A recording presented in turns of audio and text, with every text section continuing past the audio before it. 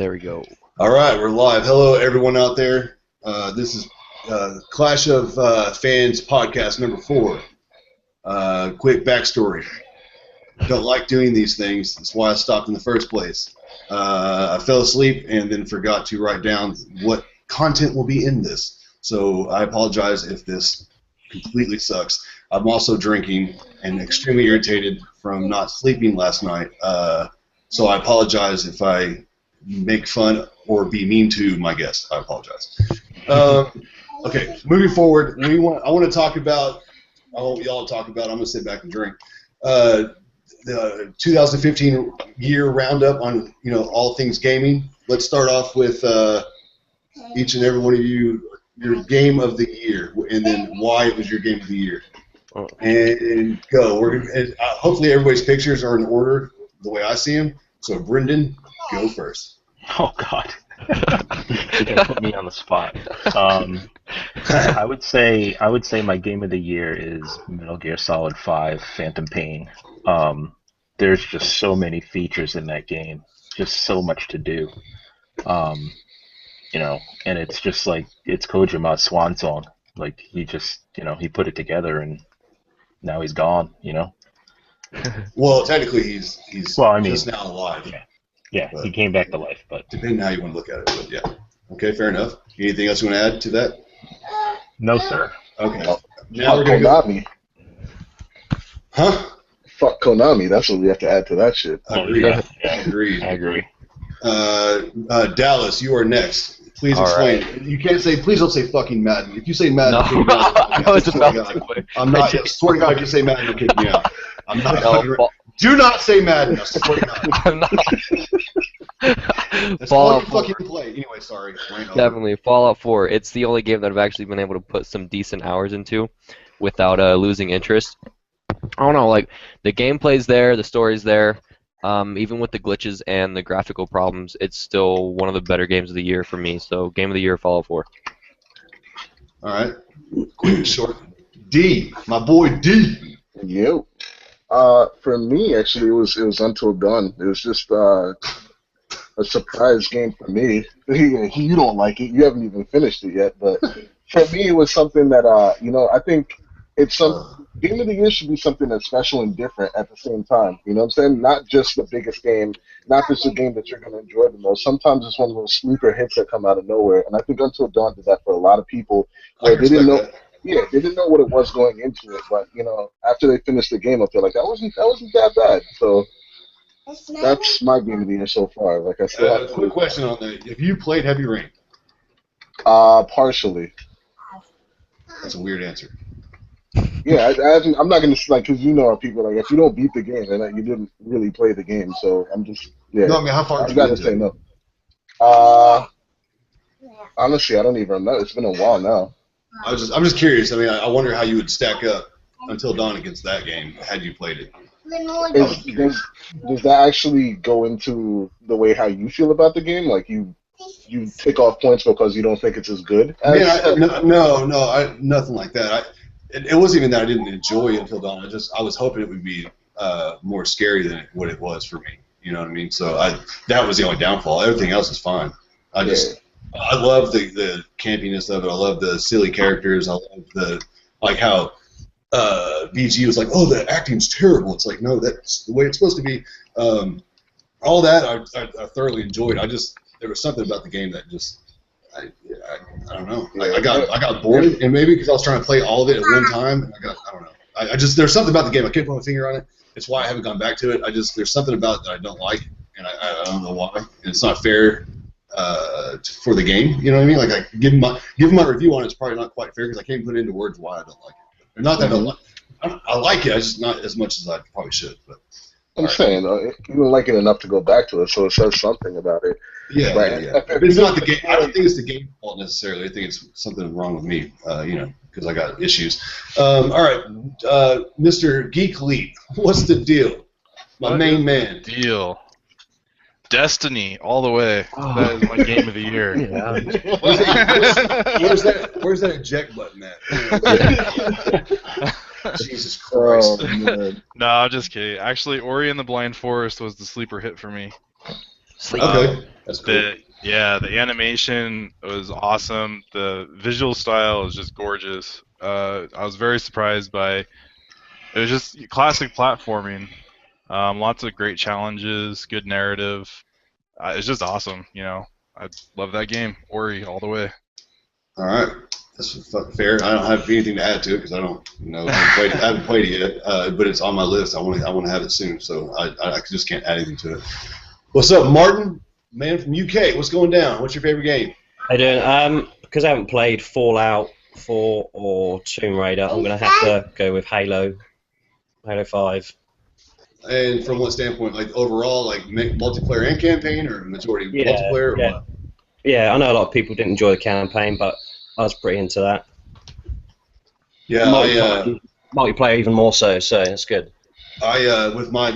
I played 6 hours of it now total online, and that's all I played, and I love it. The graphics are horrible to me, but but that's where like gameplay shines, man. Like kind of like Uncharted 4, like Uncharted 4 multiplayer beta, I thoroughly enjoyed, and the graphics were just subpar, and so like gameplay really outshines all that, and you can overlook the technical difficulties or struggles that it has graphically when the gameplay is on point, and that's how Halo 5 is for me anyway. And that's not necessarily fair to like true fans of Halo, because I have never really been a fan of Halo outside of the respect that I have for it. And I always played Halo from a party scenario where like me and my boys would get together and like drink and whatnot and play through the campaign. So like we had our own fun through just our interaction while playing the game. So that was my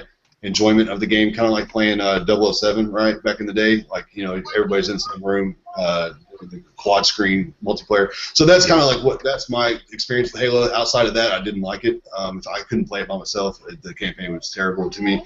The multiplayer was just not my cup of tea. But with that said, this new Halo 5, for some reason, it just drew me in this arena mode, man. For the 6 hours that I played of it, I thoroughly enjoyed it. I'm borrowing it from a friend right now, and for sure, when I have to give it back to him on Monday, I'm going to go out and buy it immediately, because I really think it deserves a purchase. It's a great game. I really enjoy it. To be quite honest, don't even remember what came out this year in my current state. So my first thought would be to say The Last of Us would be my favorite game so far. And I know it didn't come out in 2015. Shut the fuck up. It's just that good. But The Order. What came out this year? The Order. The Order. Okay, what else? Hold on. Batman came out. Mad Max. Fallout. Mad Max is cool. Yeah. Not Game of the Year though. What else? Witcher. Batman. Fuck The Witcher. I bought that digitally, and I hate it. And it's there on my menu, and every time I scroll past it, I cuss. Digital's the Just future, Cause though. 3. I don't know if you've played that. What'd you say, Dallas? Just Cause 3. No, I hate that game. Forza 6 came out this year. That game's weird. I've only Forza played the demo, Horizon though. 2, I think, came out this year as well. Yeah, I only played the demo of that. Dude, Forza Horizon, I played the demo at my house. I played the actual game at buddy's house with the Elite controller, which I will go into in a little bit. That game is freaking awesome. Sweet. I just can't get into car games anymore, so like it is what it is. What else? Bloodborne, did we say that already? That came out. Yeah. That game irritates the shit out of me, so I can't win. 1886. Well, hey, technically, I think you can still say The Last of Us, because didn't the remastered version come out this year? No. Was it last year? Yeah. Ah, damn it. Yeah. Tried to help The Last of Us is going to be the game of the year until The Last of Us 2 comes out for me. But a secondary to that would be Metal Gear Solid, did you play that? I'm only like 3 hours into the new Tomb Raider, but that's pretty cool. It's just not, in my opinion, I don't think that can be game of the year, because it's not bringing anything new to the table, and it's not shocking in a way. Like, it's not like, oh my god, this is like some new shit. So I can't say that, but it's really good. I'm really enjoying it. It's just not, I can't say that. Will I get in trouble for saying Uncharted beta? Probably. Yeah, come on, dude. You could say Rocket League, that'd be better than Uncharted Beta. Rocket League was fucking awesome. Yeah, I really League did was like awesome. Rocket League. That's a good idea.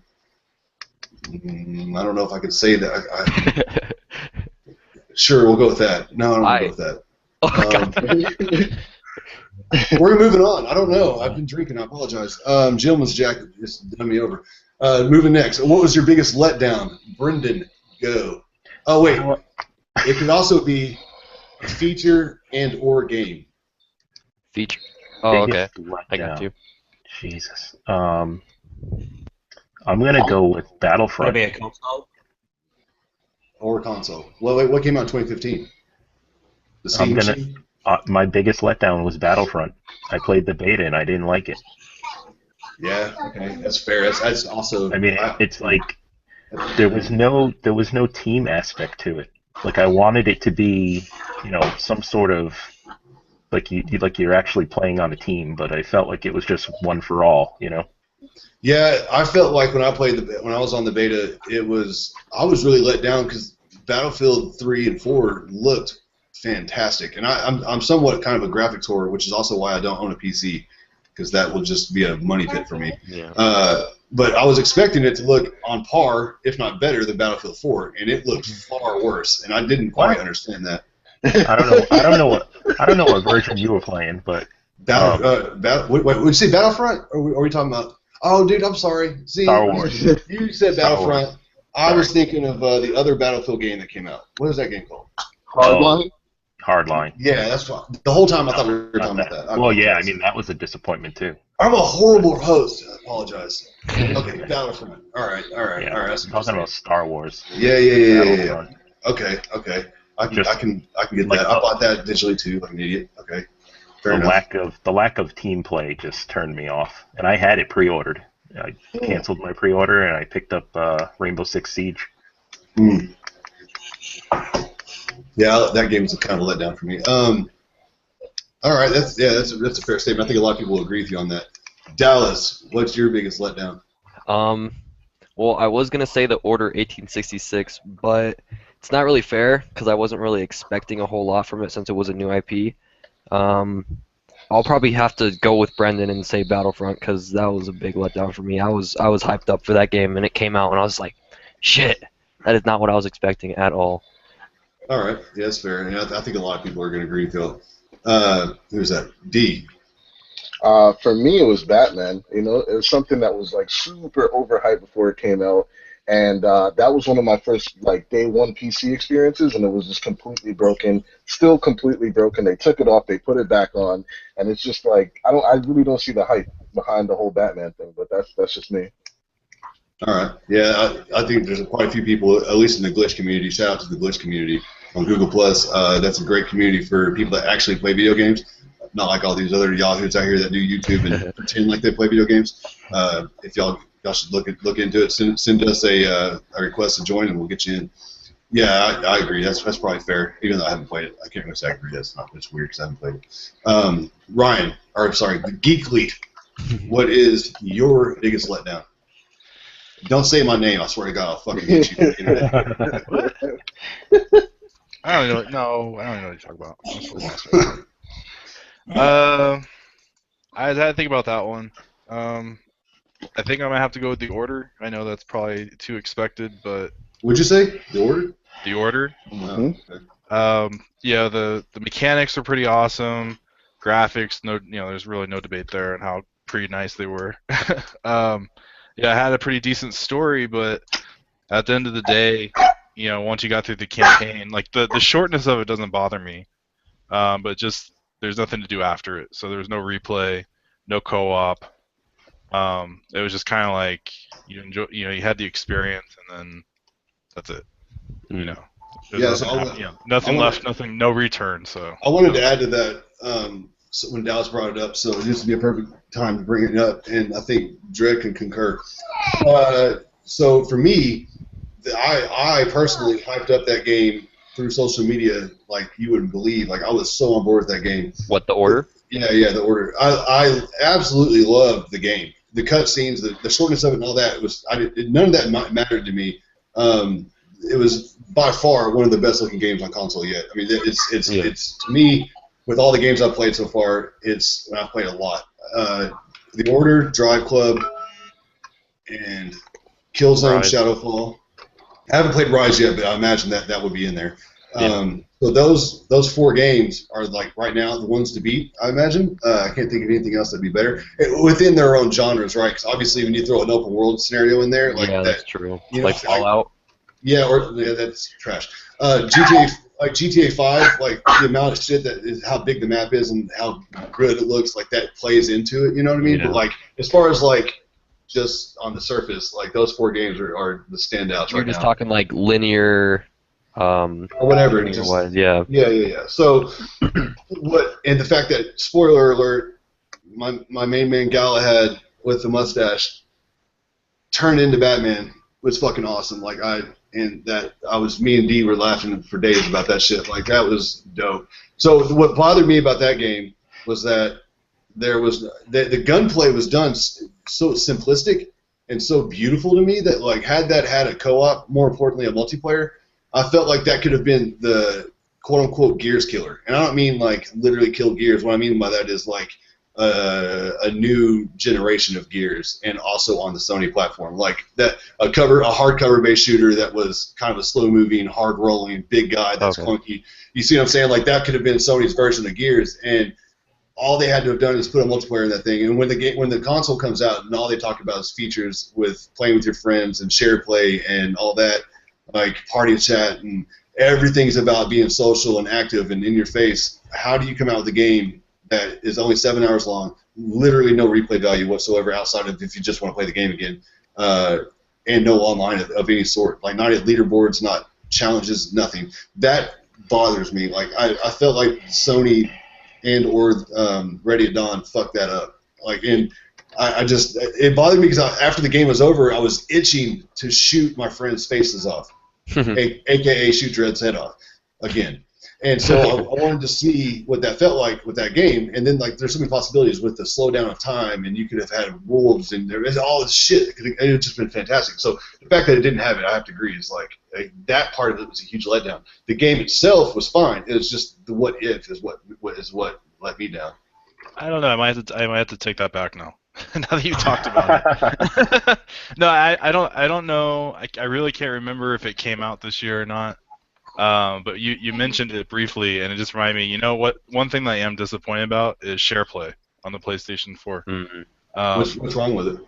It's a great. It's not necessarily Sony's issue. I mean, yeah, there's lag, but a lot of that depends on who you're playing with and what your own connection is. Right. For me, the problem is Sony doesn't push it, so I don't know how many people are actually aware of exactly what it is or what it does. But outside of that, if you even look at it as people knowing what it is, there's a lot of the major publishers like Activision don't support it. So if me and you want to go online and play this awesome game, we can't do it. Like Battlefront, back I know what when you're we were talking about. trying it, you couldn't share play Battlefront. That one aspect of it. Right. So like the publishers, developers are like limiting out which games are, will support it or whatnot. And to me, that just kind of kills the whole potential of share play. Yeah. Okay. Quick, I'm gonna play devil's advocate for you quick. Does that mean that it's the same thing for backwards compatibility? Because that's the same issue. No. Backwards compatibility. Backwards compatibility is pretty good so far. I can Yeah, say but that. you still have to wait on developers to add your games, and they might not. And you know what I'm saying? It's the same type of thing. So Yeah, Well, but there's a lot of Most are good on games board added now. right now, and then we got a lot more games coming. So it's just like waiting for updates. Like they'll get there. The Yeah. top games are most likely going to get there. Like I think they just on the 16th they just released like 16 more games like Halo Reach, and Black Ops 1 got pushed back, but Black Ops 1 should be next month with Skate 3 and Black Ops 2 coming later. And I don't know. Yeah, it depends on the developer, but I think if Microsoft keeps reaching out, they'll get a lot of games on there, and it's good that they're at least trying. For me, for years I was always like a welfare gamer, so I don't even own any old titles at all. Like, so it's irrelevant to me. And on top of that, I want new experiences. If there's only a handful of games that I want to play again, and I would like those to be remastered, I don't want to play the same version. So for me, BC is irrelevant, but I can see where the appeal is. I personally don't care for Well, I it. think But with share play, it's a little different for me as far as I don't necessarily see it the same as the backwards compatibility scenario that was brought up. Sony, like, yeah, there's some publishers that don't support it, and that's exactly the problem. Sony with Remote Play has basically forced all the developers to support that feature regardless. The only exception is if if it requires like a an external peripheral or something like a camera or whatever. I feel like had Sony flexed their muscle and forced the developers to include that support, because I doubt it has any extra development time on their end. It's just a matter of adding an extra line of code or something. I guess that's maybe why I'm disappointed, because I feel like Sony could have done more to make that feature worth it. I think SharePlay is awesome personally, but Yeah. I'm too stingy. Like somebody like, hey, SharePlay that with me. I'm like, no, because I want to create it. Especially because we're forgetting about the other aspect of SharePlay which people don't use, which is adding somebody as a second player. So this is Right. adding an online couch co-op kind of feel that, like, not a lot of people use it, but it's there. If I have a game that I want to add a second player, I can do that. You know what I'm saying? So I wouldn't necessarily beat up on it too much. You know what I'm saying? Like, and just like how they're doing backwards compatibility, they're talking to more developers. They're adding. Who knows over time if they're going to get Activision to jump in? Which Activision at this point, I think. What game was it? The first game that I think it was Call of Duty, and they were asked, "Hey, are you guys going to be, implementing that into SharePlay?" And they said they're looking into it in the future, and they never said anything again. But Yeah. Again, like I said, that's where Sony needs to flex their muscle. Like, I don't know the politics behind it, but just as an outside viewer, I'm like, if you can force Remote Play, which is still going to be a licensing issue depending on how you look at it, then why not push or require? Let me put my my corporate suit on real quick, right? So they are winning, right? "Quote unquote" winning, and SharePlay does not net them any more income. So if there's a handful of titles that doesn't do it, what does it really matter? It's not going to cause them. It's not going to make or break them. So why would they push for it? True. Well, they're advertising. I figure if they're going to go through the trouble of They don't fucking advertise that shit. No, I mean they advertised at one point. Like they created it. They told us, hey, it exists. They were all proud of it originally, and then they just let it drop. And I feel like if they're going to invest in something like that, why not make it as great as it can be? As known or whatever, as supported as it could be. Because there's still people out there like me who are assholes and don't want to SharePlay because they're stingy. Here's my thing about it, dude. Like, the thing that I'm pissed off at Sony for not really putting in time and effort into is the Vita. You know what I'm saying? By far, one of the craziest handhelds out there. You know what I'm saying? Feature packed. You could do party chat and everything else on it. But we've only seen maybe a handful of commercials, like 2 commercials for the thing. You know what I'm saying? Which was like a Call of Duty commercial. I don't think I've ever seen a commercial for the Vita. Exactly. Yeah, neither have I. Think about it. I've only seen one, and it was a Call of Duty commercial where motherfuckers were like jumping on the rooftop with Vitas on their hand. I'm like, that's not gonna do it. It's not gonna do it. They advertise it in Japan, which is weird. I don't know why they don't advertise it elsewhere. Well, it sells in Japan, but still, like, you would think something that didn't sell, they would try to push it more, and they would try to, you know what I'm saying, like, advertise it. They just don't. Yeah, I agree. I liked it when I had it, but I felt like I was missing the experience by playing on a handheld because I missed some surround sound and stuff. So I got rid of it. But yeah, but how often do you see a DS commercial? At Christmas time, you see it a lot. My podcast is not talking about Nintendo, so I'm just making a point. Yeah. Fucking Nintendo. No, it's a fair point. Nintendo has the power of word of mouth. I mean, Yeah. So Martin, what's your letdown of the year? Game wise and or feature. Probably Tony Hawk Pro Skater 5. Oh my god, yeah. That's a good example. God, that game sucked.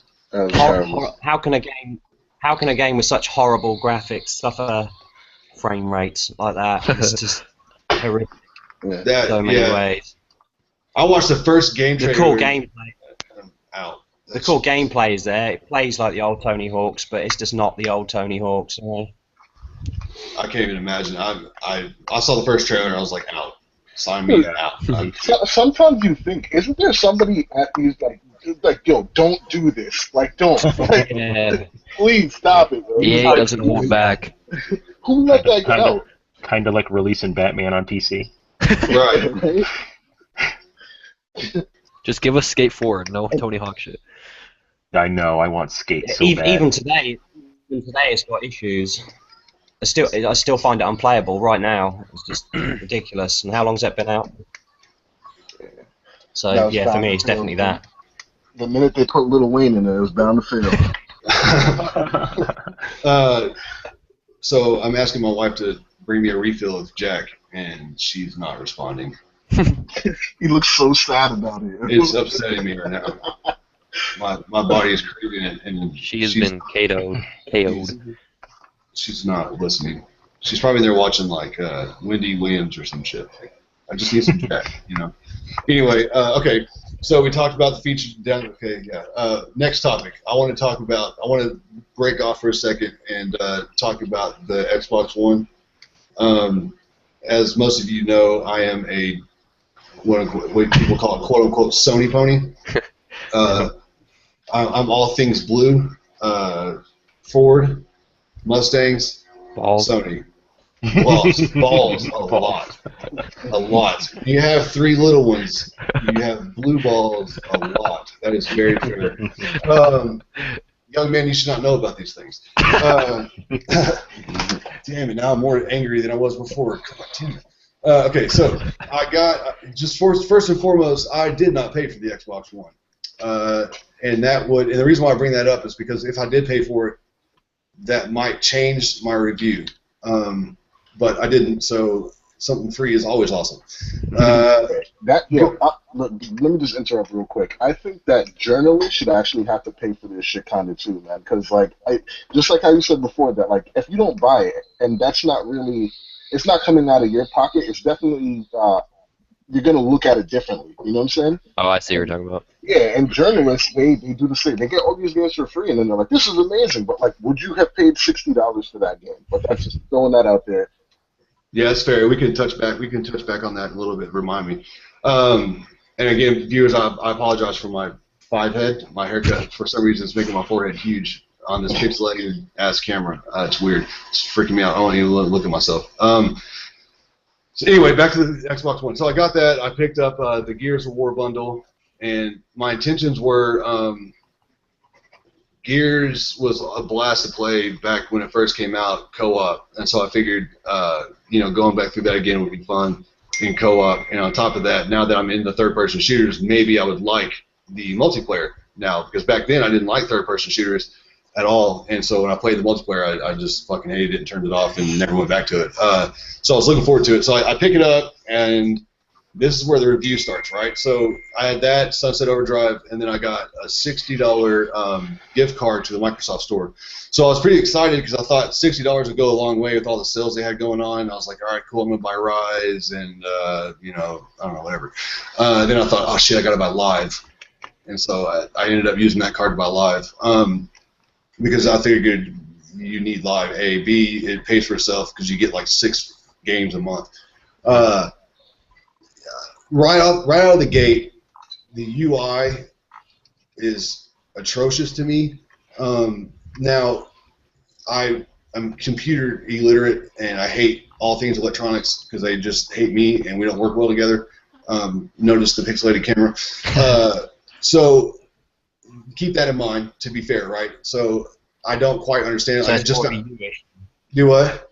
It's more of a you issue than the Xbox issue, then, is what you're saying. Yeah, maybe. I don't know. I mean, I feel like maybe not, but maybe. So I'm trying to give this review without comparing it to the PlayStation. I wanted to give it a review based upon itself compared to like just older generation of consoles, and I'm having a hard time doing that. So I'm just going to give it a review that's off my head, and whether that's pulling from the PS4 or not, I don't know. So the UI, like for instance, I didn't know, I don't understand Snap. To me, Snap, like everybody rants and raves about it, but to me, it's no different than what the PlayStation does. The only difference is like your gameplay, right, is full screen. You do the little snap dilly-do, and I don't have Kinect yet, so that maybe play into that. But like you push the little button twice, and then it does the snap thing. You have to go. It puts your whatever. That's not Snap. It makes whatever I know how to do is if I want to go see what Dallas just sent me a message about, most likely it's fucking Madden. So the gameplay screen gets smaller, and then there was like the home screen around it, right? Initially, how I knew how to use it, and then from there I would try to navigate their convoluted ass menus. Last night when I was streaming and playing Halo 5.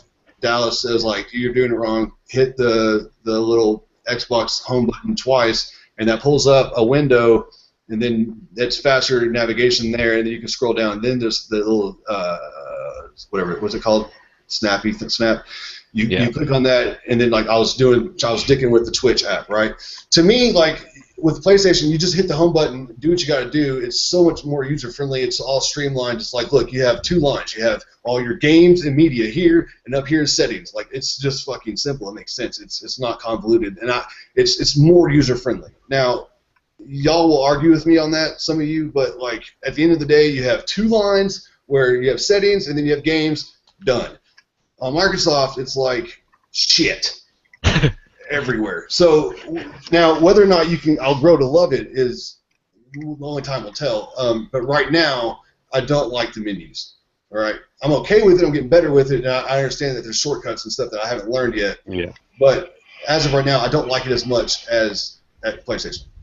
Whatever. As far as games, performance, and all that, I went on Gears Online. And the game lagged so bad that I had to turn it off. It was some of the worst lag I've experienced this generation by far. Like connection lag or like frame rate lag? All the above. Like, okay, whenever my character was moving in his really slow, fat self way, and I turned left or right, my character would disappear for a half a second and come back. Like, it was all fucked up. And then, like, all of a sudden the map, like, everybody on the map was just, like, walking into cover. And I was walking. I had free roam, and then all of a sudden I got kicked back to the beginning of the map. Yep, and then they were blowing me away. Connection lag, definitely. So apparently that was a one-off thing, and I turned it off and raged out, and so I hadn't played it since. So I'm not going to judge the online on that game based off that sole experience because it's not fair to the developers and/or Microsoft. So I can't speak to the Gears Online, but as far as the campaign's concerned, I've been having an absolute blast playing with Geekly. That guy right there, this guy. We've been having a blast, like tears in our eyes, laughing while playing it. So that's been cool. I got Sunset Overdrive. If some of you follow me on social media, you'll know that I never really cared for that game. I thought when I saw the trailers, and god damn it, I want some Jack. Anyway, the art. I'm more of a guy that likes a more realistic look, like your Battlefield, your Last of Us, your Dead Rising. I like the more realistic art style. So I don't typically get as excited for games that are more cartoony based. Not that I can't enjoy them or love them. I don't get as excited. So that was one quote unquote turn off for me. And then the gameplay just looked overly simplistic and over the top, kind of in your face, silly shit. And so I just never really cared for it. When I got the game and I had it and I was like, fuck it, I'm gonna try it. I found a new issue, which is where it took 3 hours to download and install before I could even play it, and it was a physical copy. That is atrocious, and Microsoft needs to get their shit together on that. Yeah, there's no excuse or damage control. That when I get a game for PS4, I stick it in the console, I penetrate the console slowly, okay, and as soon as it's in there, it works, and I can play the game. When I download a digital copy, all my games on PS4 are digital. I own over 65 games. I get into 2, 3, 4 hours into the install or download or whatever, and I can start playing the game. All right. Yeah. Microsoft, just giving, and maybe this is a one-off, and so I can't. Maybe y'all will help me on this, but I was 9 hours into the Gears download, which is way too long. I don't have that does not happen on PS4 for me. Yeah, no, that shouldn't happen. It's right. 50 gigs max. It shouldn't take 9 hours. Right. So whatever that is. But it was at 98%, right, downloaded, and I still couldn't play it. I could turn it on and go to the menu. There's a couple games that are like that, but there's a lot of games that you're able to download a part of it and then just jump right in. Okay, fair enough. So there's that. Okay, fair enough. So those are the downfalls. Sunset Overdrive, when I finally got to start playing it, I utterly love that game. That is a great game. It's a lot of fun. The graphics never break. There's no, at least so far, and I'm pretty far into it. I've seen no frame drops, no pop-in, really. It is a great game. I'm enjoying it thoroughly. To me, it's like a more over-the-top version of Second Son, in a way. I'm really, truly enjoying it. I'm truly enjoying Gears. Halo 5 has been a masterful experience. Tomb Raider, Rise of the Tomb Raider, I'm 3 hours into it, thoroughly enjoying that. I'm having a different type of fun on the Xbox than I am with the PlayStation. What I mean by that is it's a lot of the ways I hear people talk about the Wii U, is that it's that pure fun. You know what I'm saying? And that's the kind of fun I'm having right now on the Xbox. And then I did some soul searching. I may or may not have been drinking Jack at the time. I found that, when I didn't have an Xbox, I was, and this maybe was even some of it was subconscious, where I would downplay something that I might have liked because I knew I couldn't have it, right? So I felt like, damn, maybe I was really truly fanboying out and letting social media negativity get to my head. Finally coming to your senses, David. Well, no, I'm just being honest. Like, I tell everybody from the get-go, like, I'm not one to lie or mislead. I'll always own up to my mistakes, and I feel like Ryan understands this because he owns all of them, and I think it's irritating. Once I got the Xbox One and the amount of people that gave me hate it happens every time I'm on social media, I get made fun of for having an Xbox One, and I'm telling you, like, it gets annoying. And when I don't know, I'm truly enjoying it. It's like, why the fuck do you care what I play and what do I enjoy? You know what I mean? But like, it's also nice to know that I've always followed the Microsoft stuff, their shows and events and whatnot, just because I knew I wanted one eventually, because I've always had a Microsoft console. Just this generation, it's taken longer because I just wasn't. None of their titles had grabbed me yet. But that Quantum Break, though, I had to have that Quantum Break. So, so now that I have it, though, it's just like, it's cool knowing that I don't have to miss anything at all. Period. I get everything I want, and it feels good. It's like weights off my shoulders now, and I can truly feel like I'm not fanboying out. You know what I'm saying? So at the end of the day, the Xbox One controller, the L1, or the L1, R1, or RB, and whatever the fuck it's called. RBOB, yeah. Yeah, those are weird. Like, going from PS4 controller to the one, it's not right. But then you get used to it, and then it's like, okay, cool, I'm good. So, like, the controller is much better made. The quality is way better than Sony's. I don't like the stick layouts as much as I do. I should say that I don't like the layout overall more than Sony. The Sony's PS4 controller, to me, is fantastic. But it's not that the Xbox One's worse. It's just my preference, right? But as far as like quality, hands down, the Xbox One wins. Running AA batteries, I'm getting way more life out of those little stupid fucking things than both my PS4 controllers combined. So like, that's pretty good. Overall, the PS4 console, based upon my experiences with other consoles, I would say out of a scale of 1 to 10. I would never give anything a 10 because there's always room for improvement, but I would say the PS4 is a 9 for me, right? And the Xbox One is probably a 7 or 8. A mid-7. Ryan, what is happening at your house right now? Everybody's clapping for you, dude. I think it's the laugh track. Fair enough. So, I mean, like, it's probably a 7.5, 8. It'll probably be an 8 before too long, once I understand it, because like right now it's really irritating because I hate the menus. Like, one more thing I want to touch on this: the Smart Glass app. Oh yeah, is fucking amazing. That app is like, Sony. You need to take notes. Like the Smart Glass app is by far the coolest thing about the Xbox One to me. Like, I just love it. You can control your entire console from your phone, and that is beautiful. It's beautiful. You can do that in the PlayStation app. The PlayStation app is horrendous compared to the Smart Glass. It's not even. Well, you can control your console from the PlayStation. No, you can't. Not like you can on the Xbox One. Not even close. Don't forget the problem we had last night that we're gonna have again tonight, where you're trying to do a party and nobody can hear you. Like, nobody, they can hear the streamer, but you can't. Oh yeah, that's on Twitch. Yeah, that's a huge downside. So what he's referring to is when I was switching or streaming Halo 5 in all its awesomeness, you can, as a viewer of Twitch on my stream, you cannot hear party chat. You can do this. That can happen on PS4, but not on Xbox. Yeah, it doesn't make sense to me. I don't understand why they do that. That is a really big problem for me. So I've got to figure out a way to address that, because I do not like that at all.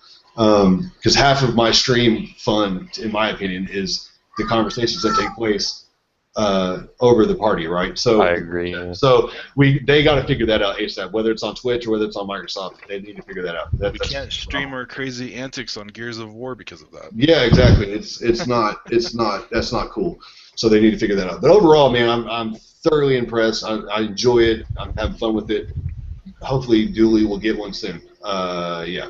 So that's my Xbox One review, guys. I really, really like it. I'm glad I have it. If you don't have one, it's like $50 right now. You can go get one for $50. It comes with like 12 games and like 1,200 controllers. You should get one.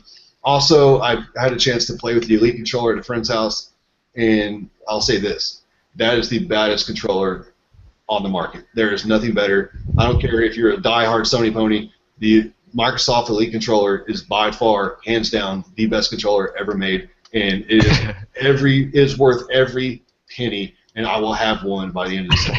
I need an Elite controller in my hands. It is equivalent to doing a female reach around. Okay? It is literally like you are holding. You know, it's great. It is. The alcohol's talking now. It's so good. Once it hits your hands, it's so good. I love the Elite controller. I must have one in my life. If you're a PC gamer, you must have that controller. If you are a PS4 guy, you must have this controller because you can use a little dongle and make it work. The Elite controller should be in your hands if you are a gamer. Period. Can you do it with the PS4? Yes. There we go, Martin. If you're a Nintendo player, that's, you have problems. So anyway, that's my review on the Microsoft stuff. I hope you guys want to flame me to death, because I'll gladly tell you to fuck off. And I'm truly winning if you don't own both consoles. Now, next, anybody wanted to add or subtract from what I just said? I actually have an old Xbox 360 controller for my PC. Yeah. And what you just told me about the Elite makes me want one. I'm not. I mean, maybe I exaggerate a little bit because you can't replace a female, obviously. But it is the next best thing. Like it's like grabbing second gear and getting your ass in all over the place in a Mustang. I'm telling you, it just feels as soon as the top of the controller is a grip, or actually, I think it actually wraps around more than that, but I can't remember now. But it's got a grip to it, and the way the grip is made, it breathes, so it's almost like how like some people get sweaty palms or whatever. Yeah. Like Dredd, he gets really sweaty palms. I get really sweaty palms. Well, so Dooley, his palms will sweat whenever he has to. Yeah. Because he knows that he gets his head popped. He gets upset and nervous, and he starts to bitch and moan. Because my scope doesn't, it doesn't discriminate. Either way, it eliminates that. The analog sticks are metal, so you don't have that problem where if you take your controller and you look at it like this, you'll see all the white bullshit and the grooves are getting cut into the analog. And that doesn't happen. And if you do this with your analog, right, go grab one of your controllers right now that's not the Elite, and you do this, it'll catch every once in a while because the grooves will start to catch on the side of the plastic. That doesn't happen. The triggers are all metal. The way you can change out everything on the fly is fucking brilliant. All the face buttons are just the way they make contact. It feels great. The D-pad, the way you can roll it. I mean, oh my god, it's amazing. It's amazing. It's better for the price. The app. I'm not even going to go into the app and all the customization it can do. It's overwhelming on how good it is. The controller is worth $150. If you play games competitively, and I don't mean with professionally. I'm not saying that. I'm saying if you get online and you get angry whenever you don't get first place, that's a controller for you. You know what I mean? Dallas, you should have had an Elite controller 3 days ago. It is that good. Dooley, you should have had one 4 days ago. I'm telling you, it is that good. Now, if you're just a campaign player, I wouldn't say it's worth $150 to you, but it's still worth it. Maybe get it on Craigslist. You know what I mean? It's worth. It's a sick controller, man. It is. I can't say enough about it. The quality of it. It's brilliant. What game did you get to try it with? Have you seen the white version they're bringing? No, I wouldn't get it though. That black one's fire. to me, but no, I haven't seen it. It's lit. I think they're going to use Elite Controller going forward in their consoles. Yeah, I think they should. I don't know how they would balance the price though, to be honest, but it would be a very good idea. Are you gonna come get on camera and give me a kiss, please, or something?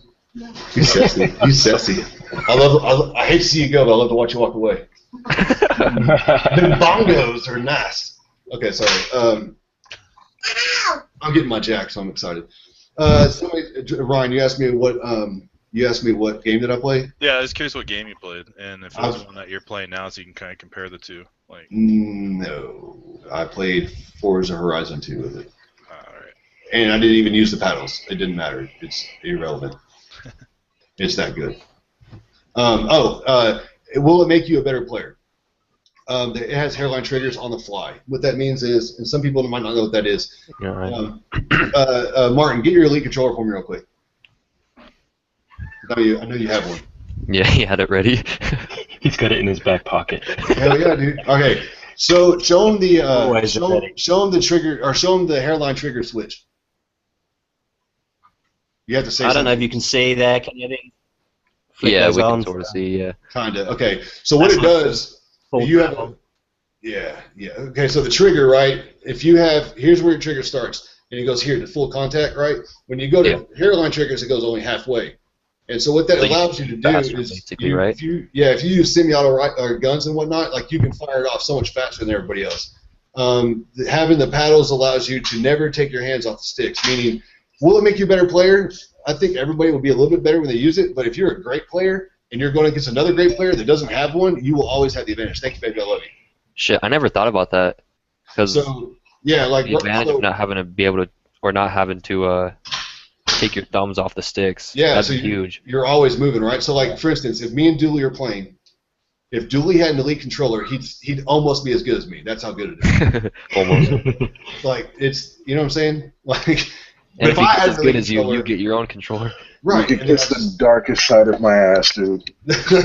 That's probably really gross. That's probably a really bad spot. Damn it. Just so y'all know, I have a YouTube video on my channel of me. I made a rap song about Dreadhead right there. Y'all should check it out. Instant classic. It's and then once you check out that video, go check out his videos and his montages of what that boy can do. He is the master of scopes. Either way, so yeah, that's my review on the Microsoft stuff. I'm glad I have it moving forward. I'm somewhat excited about what they have coming out. Honestly, I won't want to break. All the other games are like okay to me, but all right, let's move on. What's everybody's thoughts on let's say VR and the future of VR? And this could end up being a podcast in itself, but so let's touch on it just a hair, because I know when Dooley gets in on this, he goes all in, and we won't shut him up. He'll get all, making get crazy on us, so we have to calm him down a little bit. But Brendan, what's your thoughts on VR? Because you're the only one out of most of us that have actually used VR, and so your opinion actually counts. All of ours is irrelevant. Hey, I've used it. Come on now. That's why I said most of you. Ryan, Geek Lead is the only other one that's used it. So y'all two actually are the only ones that have a valid opinion. Go. You want to go first, Ryan? Your opinion's much larger than mine, probably. Go first. Well, I mean, okay. Well, I mean, as you all know, I went to PSX twice in December. Well, yeah, I went twice. This is the second time. First world problems. Yes. So, I mean, I tried out a couple of different games. I played the London Heist. That was pretty good. I played the Office Simulator there, the Job Simulator. That was actually a lot more fun than I expected it to be. And then I played Rigs, which is they're kind of going into the esport arena kind of there. And that was pretty much amazing. I can't speak highly enough about that. Hold on, I wasn't paying attention. What'd you say? You said that Riggs was amazing, dude. Oh, dude. Okay, a quick question. Sorry to interrupt. Yeah. On Riggs, what's got me excited for that game is one thing, and that was live commentary while you play. Is that in the game, or is that just for the trailer? Like, okay, when you play Madden, Dallas can attest. No, it is in there. Yeah. Fucking A, that's amazing.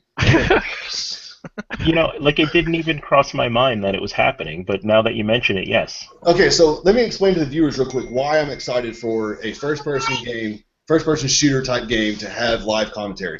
Okay, for example, if you are playing with a team, there are times, depending on the game, where it gets down to the end and it's that oh shit moment, right? Your heart's pumping, you're going for that last kill, and it's built up through gameplay. What I got excited about was the fact that that scenario still can happen, right? But on top of that, you have a commentator that's going up, and he's all getting excited. His voice is going up, right? He's getting excited. He's like, oh my God, look, they're going for the goal. It's the last shot of the game. Are they going to make it? Oh my God. And then everybody's like, oh shit, shoot the motherfucker. And like, what that does is it makes everyone more excited. And so the gameplay that's going to unfold in that scenario is mind-blowing to me. And so that's what blew my mind. I was like, how come nobody else has thought of that up until now? And the fact that the first time we're going to see that is going to be in VR, like that right there has me sold, hands down, simply because of the commentary, not because of VR, not because of the type of game, simply because of commentary in a first-person shooter. I think it's fucking brilliant. The part that sold me was like the verticality of it. Like you get into this machine and you're looking down and you're just like, holy crap, I'm like, 20 to 50 feet or whatever off the ground, and you just feel like you're there. And then like you take your first steps and it's just like it blows you away. It just blows you away. Let me ask you this, is when you play that, and this is what I'm concerned about, because I think a lot of people will feel like me, I don't want a Wii experience. And what I mean by that is I'm a lazy ass. I want to sit down, hold a controller, and play a game. And VR, to me, should only be the elimination of the left thumbstick, meaning your camera movement should now be gone and it's done with your head. If that's how VR can be played, it's a win. If you have to stand up and move and shit, I'm out. Like, so can you expand on that, please? There were some games that had, the Move controllers. Right. The London Heist had the Move controllers, and you actually had to load the Uzi and then shoot, in whatever direction you wanted to shoot in. The Riggs game, you were actually sitting and you didn't really have to move anything other than your head, and you just had a regular like PS4 controller. That's fire. No, that's the way I want it to. I don't like fire. So I mean, go ahead. Hey, I think it's coming from a lazy standpoint, though, dude. Like, when you think about it, like, why the fuck wouldn't you want to play London Heist, where you're like, everything that you could pick up, you could throw it. You could pick it up and reload the clip and shit. Like, it's cool as hell, too. It's just, you're just thinking about it from, like, I just want to sit down. I don't even want to put in another disc into my console, so I'm not going to but you couldn't really play London Heist for hours on end. Right, that's what I'm saying. I'm just saying, the range of experiences is going to be there. You're going to have that's fine. AAA down to your indie. You're going to have the shit that you sit down, the shit that's implemented into games that we already have, like maybe a GTA first-person VR, and then you're going to have the games that are fully built for VR. Like, it's going to have a range of different appeals and different options. And that's fine, but I want there to be an option. If I could sit my lazy ass down and play the game with controller in my hand. That's all I'm saying. Come on. You're going to be all over London Heist, dude. It's going to be one of those videos where, but that's not a game. Dad, like, playing with the Wii controller and, like, punches little kid and shit like that. Right, that's me. That's me. I will run over a baby or two. I'm just saying that for the games that I stick with and go back to, I want those to be the ones I sit down. And I think most core gamers are going to feel the same way. So I think that's the core audience that they're going for. That's what they're going for. That's fucking awesome. That's good news. Thank you, Brendan. That's amazing. And I personally have sold day one. I'm buying 2 of them. No, I have one question though for Brendan. Did it make you nauseous at all? That's what I was going to bring up next. I thought he was going to ask me that, but he didn't. Like initially playing Riggs, you kind of get that vertigo. Like you look down and you're like, holy crap, and then you're double jumping and it's like, you think you're gonna get sick, but you don't. Like you just. Okay, that's good to hear. The way I look at it, if I throw up playing a video game, it's a good day. Oh. I don't know. It's just like sometimes I get like just nauseous, like trying, like if I played too long or whatever it is. I don't know. It feels like VR would make me nauseous for some reason. So that was I kind of turn off. So it's good to hear that. It was like the first 2 minutes, the introduction. Just getting used to it, yeah. Yeah, the introduction of being up so high, and then just the movement of it, and then it was more or less like the anxiety of am I gonna get sick? And then really it was like, no, I'm not gonna get sick. This is pretty awesome. Okay, do you feel like being in VR? Do you feel like that game would once you got acclimated to it, would it allow you to get pretty competitive with it and be pretty, Yeah, definitely. Like, I mean, you're essentially in first person, so I mean, anybody that likes a first person shooter is gonna love it. Like for VR, just in general, the thing that really just kind of what I'm looking for is what the price is going to be. Right. Yeah. What's your if you had to guess, I'd make an educated guess. What do you think it's going to be on the PlayStation side? We already know what the Oculus is. So what do you think the PlayStation is going to be? I mean, I'm kind of worried that it's going to be like 400. Yeah. But I'm hoping that it's more like 300, 350, somewhere in there. Like I think if it goes too high, it's just going to be too much for people to buy into. So hot off the press, my main man Dredd just posted in Glitch again. Great community. If you guys aren't in there, they just announced the second phase of VR, which is what I've been preaching since day one. Is video, music, and something else. I have some insider information that I feel like needs to be discussed, but we'll do it for another day. But that the video side of it is amazing. I cannot wait for Hollywood type movies coming out in VR. My main concern is the PS4 version, right? Because I want to be able to experience these things with my family. I understand that most likely the most we'll get out of one PS4 is maybe 2 for video, but I'm hoping we can do 4 or 5 headsets on one PlayStation for only video playback, because I understand that like with gaming that's not possible for processing and whatnot. But as far as like viewing playback, I want to know how many headsets can be connected to one console, because I want to be able to experience as a family the VR experience in movies, and that to me is what's got me sold on VR. It has nothing to do with gaming. I'm sold day one on VR based upon movies, and that's simply it. Everything else on top of that is just icing on the cake for me personally. So that's the fact that they're now officially announced that, because maybe some of y'all don't know I'm a Sony MVP, and so I learn things a little earlier than everybody else, and I get on preview programs and stuff. But like the movie side of it's got me sold. That's going to be utterly brilliant. So that I'm pretty excited about that. Dude, it's not just about to be movies and just music either. It's just everything in general. Like I heard that there's certain magazine companies that are making their magazines VR now. Like it's about to be the next step. Yeah. Like, you know what I'm saying? Like when radio was out and the TV took over, and then now we have like internet took over and shit like that. Like this could it could be the next step. And what we like you go to somebody's house and everyone has VR. You know what I'm saying? It's just. I mean, Samsung already picked it up, so it's going mainstream for sure. Yeah.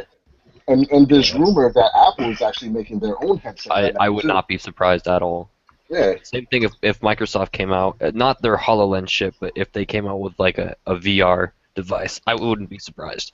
I think they will eventually, but like as of right now, it doesn't. It looks like they're full throttle in the whole HoloLens thing, which is another great, like AR is just a whole nother department of just like, dude, that's insane. You know what I'm saying? But how much will it play into gaming? I really don't think it's probably not. Yeah, probably not. The only thing that interests me with the AR part is that like they were showing some Minecraft shit like that too, and then they were showing the ability to like you could literally just like sit down on your couch and a screen would basically just like appear in front of you, and there's Netflix. You don't fucking need a TV, nothing. It's just there. Yeah, I don't know how well that would work in the real world. Probably not as well as they're rendering it in a video, but it has really high potential if it goes the right way. Well, so it's supposed to be really powerful though. So, because I mean, I've already seen somebody was streaming Xbox through the HoloLens, and they were able to cast the image all over the wall and like just is that the one where she was playing Forza? No, I think they were playing Halo for the one that I seen it, but they were able to just like cast it on the wall, resize it, move it around, and that's awesome stuff. That's cool, yeah. I'm pretty sure that you could probably, do that same sort of thing in VR, like you just wouldn't be able to see your surroundings, you know? Yeah, that's probably true. I'm gonna go ahead and say this now. Y'all heard it here first. I've said this a long time ago, but I'm gonna say it on here live. PlayStation Home is coming back, but it's gonna be in VR. So when you go into party chat, you're gonna have your character, and you'll be able to see your, like, as if we're all like right now. If we were all in the VR home thing, we'd all be our little avatar characters. And we could be sitting around a pool table playing pool while we're doing this. Oh, like, that'd be so fucking sick. It's coming. Get ready. You heard it here first. PlayStation Home is coming back, but it'll be in VR. Get ready. Yeah, get ready for the creeps too, trying to walk around and. We were talking. I'll be the guy over the corner making weird arm movements. We were talking about that when you were having the technical difficulties. Yep. Yeah, fair enough. I said I want to see them bring home back. Yep, it's coming. I guarantee you. Ryan, what's your experience since you've actually used it? I'm not going to go to everybody because y'all are the only two that I know of that have actually used VR. So everybody else's opinion is irrelevant in my opinion. My experience was with Oculus Rift. From a developer standpoint, right? Yeah, for Oculus Rift Dev Kit and the Because you're an amazing human being and you get to do things that other folks like us don't. yeah, right.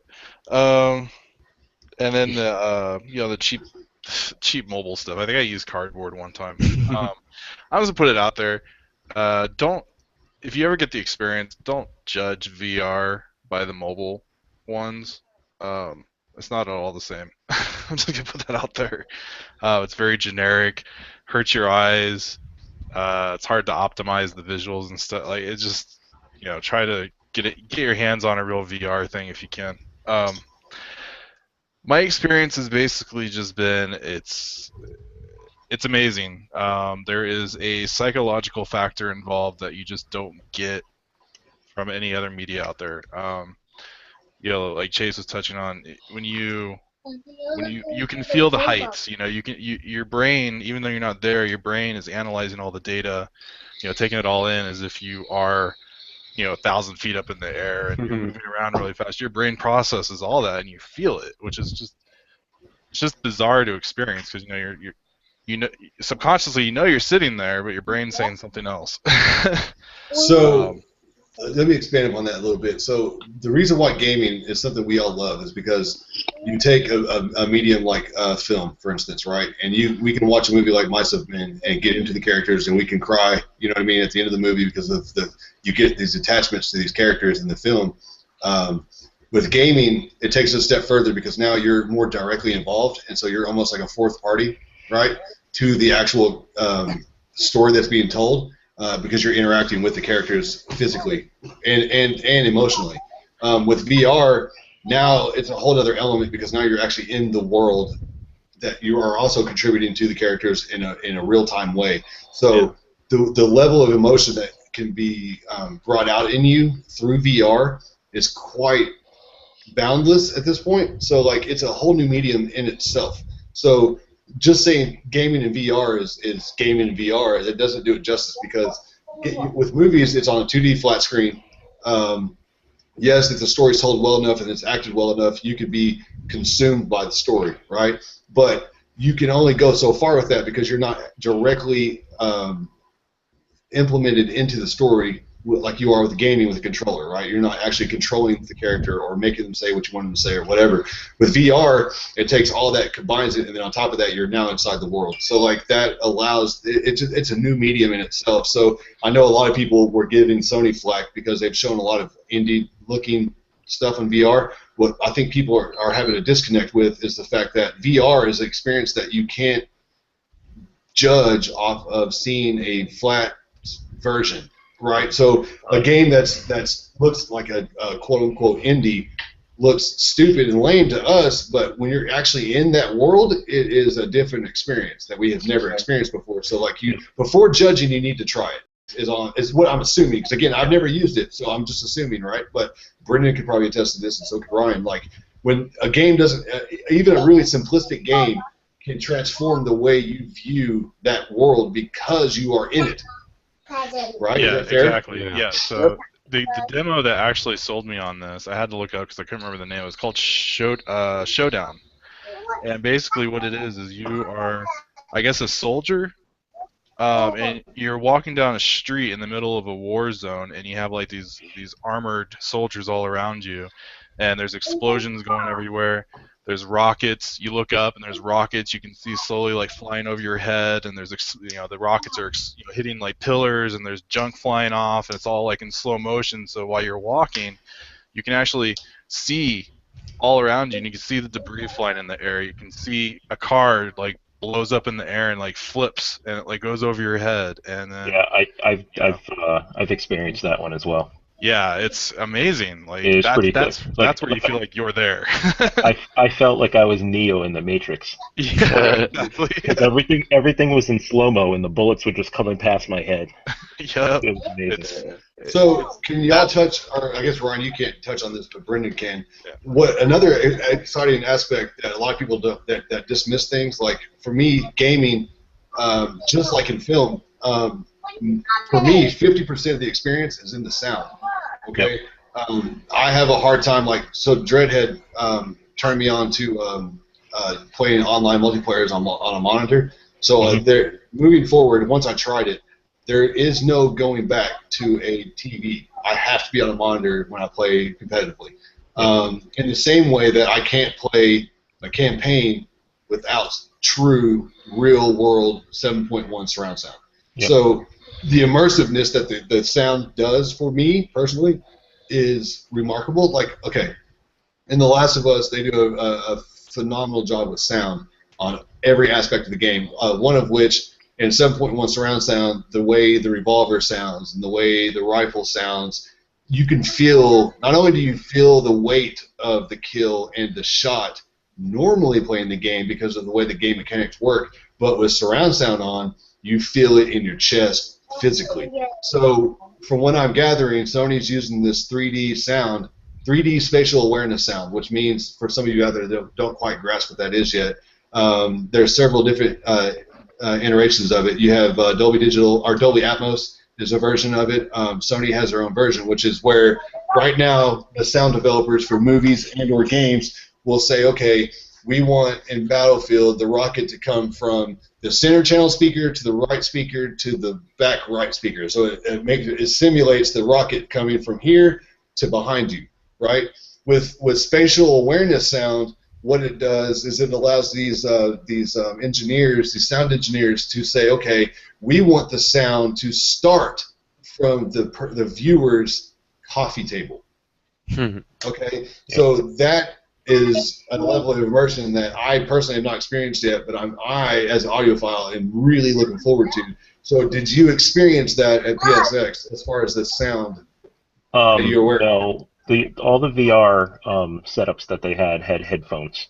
Right. No, it doesn't matter. And I mean, it sounded great. You could feel the weight of the sound around you, but it wasn't like, I would rather play VR with like an actual surround sound system and not just a headset. But did you know? Was there a noticeable difference over games today, though? Because it's using the sounds that aren't in. I mean, maybe not in the demo stages yet, but I know when it launches, it's supposed to be using a codec that's not in gaming today. I don't think so. I mean, what I experienced was pretty much on par with the games we have now. Okay, fair enough. As far as sound goes. Okay, fair enough. I was just curious. Anybody else want to add to it? Dooley, I know you're just probably like bleeding right now. The one thing I wanted to just throw in there is just like, as gamers, we ask for innovation all the time, and then sometimes when innovation is right in front of our face, we tend to, throw it away because we don't like it or we don't know about it and shit. Like, so I'll definitely say for the naysayers of VR to, like, even myself, like, I just think it's going to be awesome, but the people that don't think it's going to be awesome, go and check it out before you make that definitive, I'm not gonna buy this, I'm gonna support it, you know what I'm saying? Because, like, we look for innovation in the games that we play all the time, dude, and this is probably the biggest innovation in gaming in a long time. Like, we're able to finally step into the gaming world, and that's just amazing. I don't know how anybody could look at that and not be interested in some form, way, or fashion, you know what I'm saying? And also, you got to pay into stuff sometimes. Like, if this thing does come out and it's, a little bit more than what you're expecting it to be, like, money-wise, like, sometimes you need to pay into things in order to, to support it. You know what I'm saying? Like, cause this stuff is gonna be, it's no lie, it's gonna be expensive. No Yeah, it's matter not how gonna be much, cheap. yeah, it's not gonna be cheap. So it's just like, you know what I'm saying? Sometimes go out on a limb and be like, let me try this thing out instead of just like beating it to death because you Yeah. know. Some people have an agenda too. Like they're just like, oh, I don't have the funds for it. Fuck it, I don't want it anyway. You know what I'm saying? Like, no. Yeah. Like the Xbox One. So, Off of the so cash. let me touch on that real quick, right? So it's kind of what I said earlier. I'm trying to invite some people, and I just literally typed invite. Fucking idiot. I think part of that is where, like, I know some guys that are on the Xbox side that they are being very negative about it because I think it's in the same way that I was being negative about Xbox, right? It's because they know they can't experience it right now. Mhm. Which is silly. It's like, you can't experience it, just throw your stupid pride to the side and go get a PS4. Like, it doesn't make any sense. Like, go get a PS4. You're not losing anything. You're only gaining more experiences. Like, I don't understand. Like, people that are hating on this, it doesn't make any sense. It's like, you just go get the damn thing. Like, you can have it. You can experience it. Just because Microsoft's not doing it. So that means you're confirming that you're gonna pick up a Wii U. Like, yo, no. I've been saying I want a Wii U. I'm not. Once they announced that they're coming out with a new version or a new console, I was like, it's kind of silly to get one now. But I wanted one for Mario Kart. I wanted one for. Come on, son. Tell them you want a Splatoon, yo. Tell them. No, fuck you. I don't want that goddamn game. I wanted Mario Kart and I wanted Smash Brothers. Outside of that, I could get. Oh, and Star Fox. Outside of that, I don't care for that console one bit. Anyway, no more Nintendo talk. Stop. Yeah, no more Nintendo. Yeah, I do think that I've said this a lot in other chats that we've had, but I think that a lot of criticism aimed towards the VR thing, at least on Sony's end. I feel that it's valid in the regard of their people's trust in Sony's support and financing in this project. If you were to invest, say the thing does come out $400 or even $300, is that a good investment? Like, can we trust that Sony is going to support this thing hell or high water, or are they just going to kind of throw it to the side like they did the Vita when it's not picking up in sales that great? So, I mean, well, how much money they're putting into VR? Like, if it's not a success, like Sony's gonna be in trouble. Like, there's no doubt about it. So it's like they have to fucking support this thing. If they don't, so that's why I said earlier that I'm sold on VR strictly for movies. So whether or not gaming takes off with VR is irrelevant to me, because the rest, and when you have several industries moving towards the same technology, it's going to be a success. We already have VR penetrating all fronts of business and commercial type business, right? So VR is here to stay. Whether or not gamers accept it is irrelevant to me, because film is going to adopt it, and people are going to love it. So that's going to happen, and that's going to stay. So as long as Sony allows their VR headset to work in the same films that support VR, I'm good. Like, I don't care if gaming takes off. But I think that's just me. It comes down to this for me. If PlayStation VR comes out and it only has 100 games, they failed. If only 100? To me, 100? You know, if they comes out and only like 100 games, like real games, not just like little demos and tech demos and stuff, but actual, like, 100 actual games came out, and that's like all it offers. And to me, that's failed. What I want to see, and they haven't. How long do you give them to get 100 games out? Yeah. Yeah, is that lifetime or what?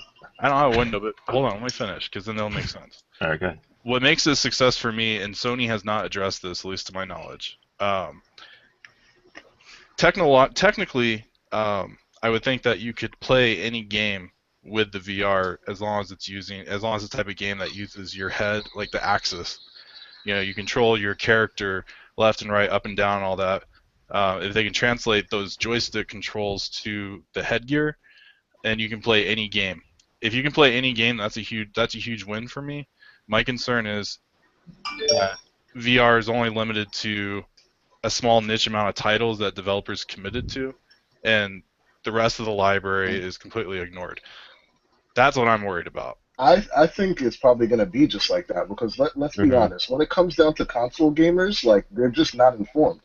our thing is run mostly 90% casuals, dude. And when it comes down to them learning how to, okay, we're gonna put VR, but you're gonna play the game that you have, but you have to switch over the controls and you have to put the X-axis and Y, like, you know what I'm saying? Like, I They're don't not know gonna if do it. Sony's gonna leave that to them to do it, because it just, let's be like, PC players, when they get into their thing, they learn everything about PC. You know what I'm saying? Like, if they have an issue, they'll go to a forum. What console players will do is put it in, and if it doesn't work, they'll be like, this sucks. No, I'm not. But this wouldn't be.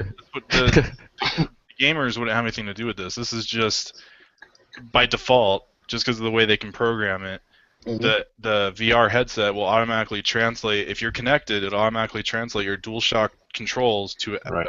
an axis on any Yeah. game, because that's really the main difference. Is instead of using the sticks, you're using your head to look around. But I'm just So I saying, know. that's the thing I'm trying to say. Though, like, not every game is built with VR in mind. So just the fact that it'll put that certain access onto the VR doesn't mean that it's meant to be played that way. And I'm thinking that certain people will play games that weren't meant to be really fully utilized in VR, and because it's not the experience they want, they'll turn around and be like, "Oh, that's garbage. This sucks." Yeah, I could see that. You know what I'm Yeah, saying? but that's I totally get that. But I think Oculus is going to have the same problem. But I think Oculus, you can use any game, like it works with anything. I don't But think it's once tied to again, just the library. Oculus is on PC, where those Yeah. PC guys will look at something and be like, "This sucks. Maybe I need to tweak something. Maybe I need to go to a forum." But On on console, console, you can't do anything on console. yeah, they're Or just some, gonna bitch and complain and say it sucks and or fucking write it some, off.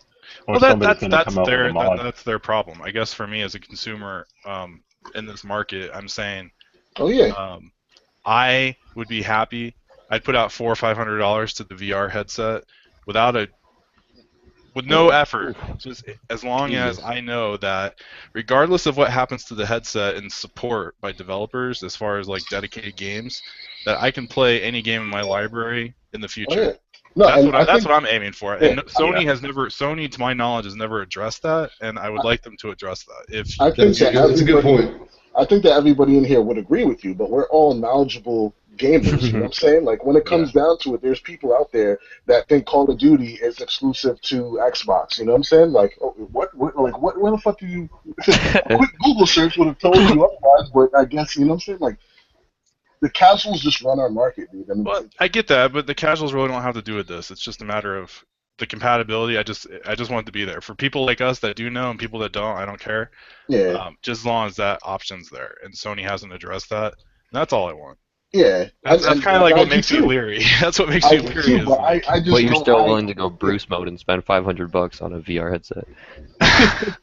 no, $500. I'd be a little bit more questionable about it, not knowing whether or not I can My support limit the is 400, dude. At Yeah. 400, I think I'm tapped 400 out. too. Yeah. Yeah, I'm And tapped that's out at like 400. top of the limit. Like I would love like a 300, but Yeah. I mean, Yeah. if I have to shell out 400 to experience something as great as you guys were describing, I think it's worth it. Yeah. Well, then I heard that it has like a little, the external processor. I knew it had, Like a Wii. but yeah, I heard it's the size of a Wii, and I'm like, well, that just increases the price right there, because I was always on the side that's probably gonna be $300, because the Oculus dev kit is only 350. So I'm like, when that comes out, probably gonna be in that range for the public. And But but see, you know, I have another question to you two that actually used, or I would say Brennan, since he used the PlayStation 1. Is it heavy when you put it on, or No, it's yeah. light? it's not.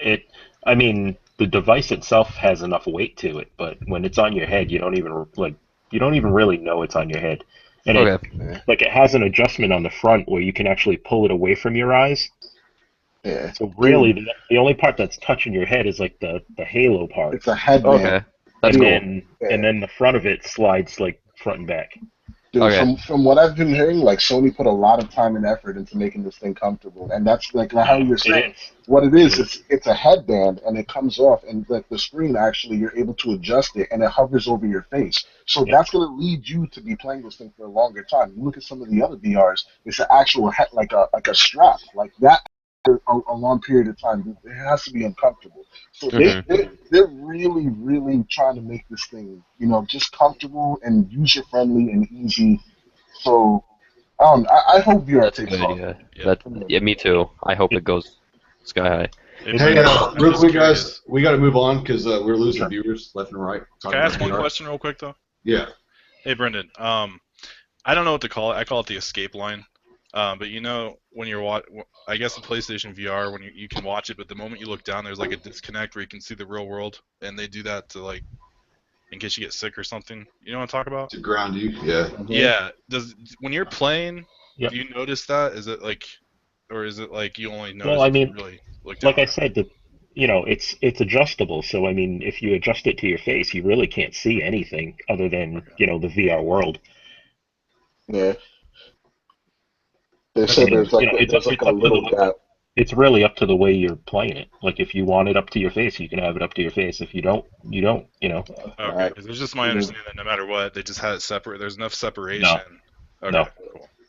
Like it was, I had it pressed up to my face because I didn't want to see the world. I wanted to see the game. Okay. Is there anything else? We got to get close to wrap up. I got one other guy coming in that I'm going to let kind of chime in on everything. But is there anything else you guys feel like we missed out on that you want to talk about? Or? I was wondering if there's any features or games you guys would like to see. Like for me, I like to listen to music when I play games, and for the Xbox One, there's no background music. So that'd be like a feature that I would like to have on the Xbox One. Do you guys have you any? can do that through Pandora. Well, you have to have it snapped though. I mean, like if it was playing in the background, just like how when you can unsnap Twitch and it just shows like the broadcast on the bottom. Right. Like if you could just run Pandora like that or something like that. Like, do you guys have like features that you want on your specific console? I'd love for the PlayStation 4 to have a snap feature because once I found out about using it on the Xbox to find videos and tutorials on places that I might be stuck, it was awesome having the game there and then having the direction or whatever right there on the TV. And that would I missed that when I go to the PS4. I'm like, oh crap, now I have to have like my phone or whatever on the side. And it's just a big mess. And so I'd like to see that translated.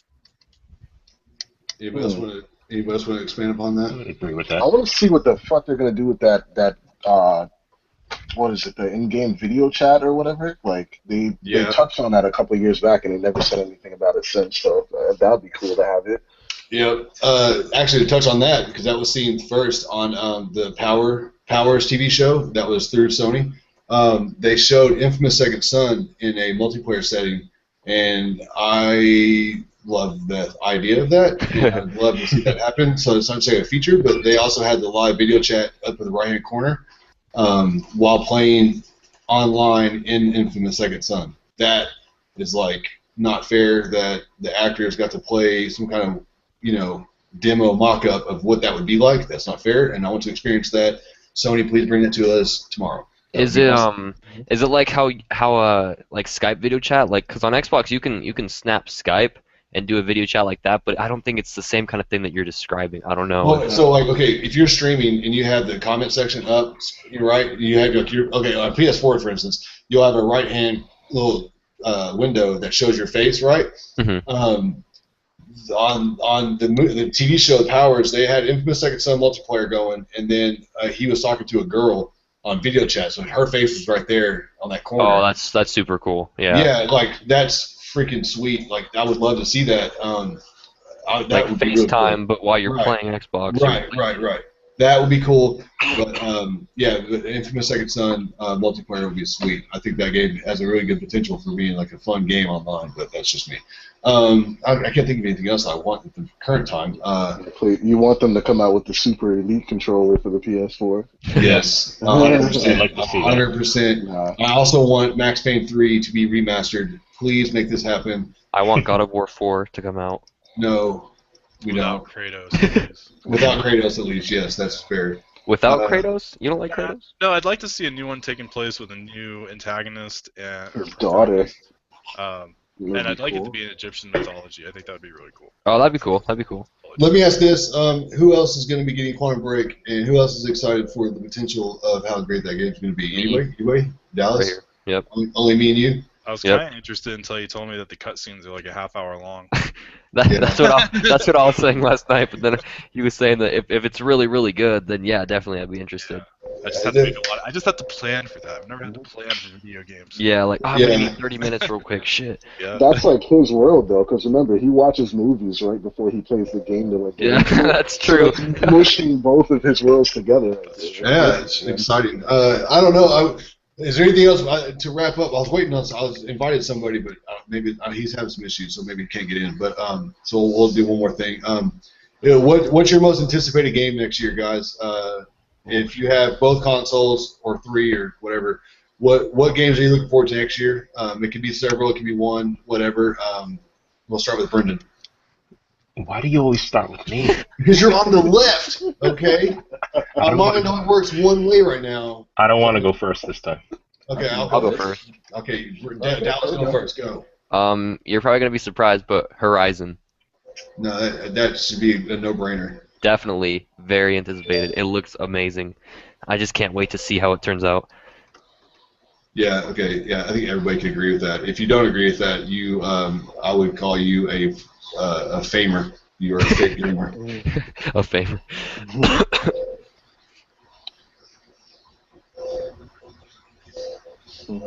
Anybody else? Or who's next? Dredd, go.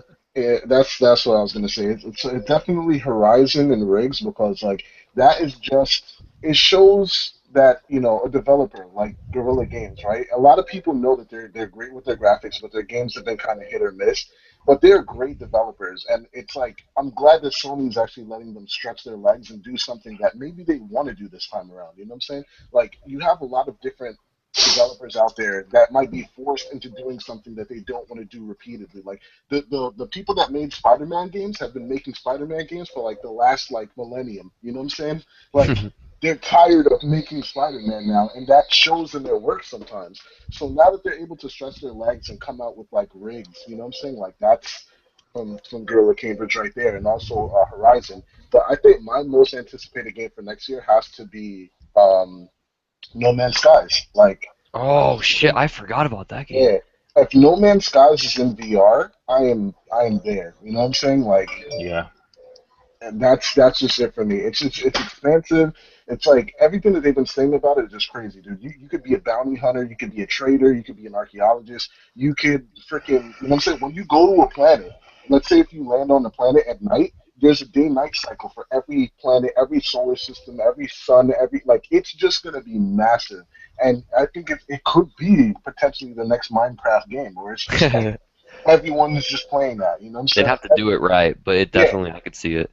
But So they talk about a lot of interesting things that like every world is like really generated when the first person goes there, right? And each world has different things. Like there's some planets that are toxic, and you actually need to make your character have a suit that he's able to step foot on that planet. And also every planet has a level system. So if you go there and you're doing something that's against that planet, like robots and stuff will come for you, and you get a star. Like like it has like a star system, just like how Grand Theft Auto does for that planet. And the actual solar system has another.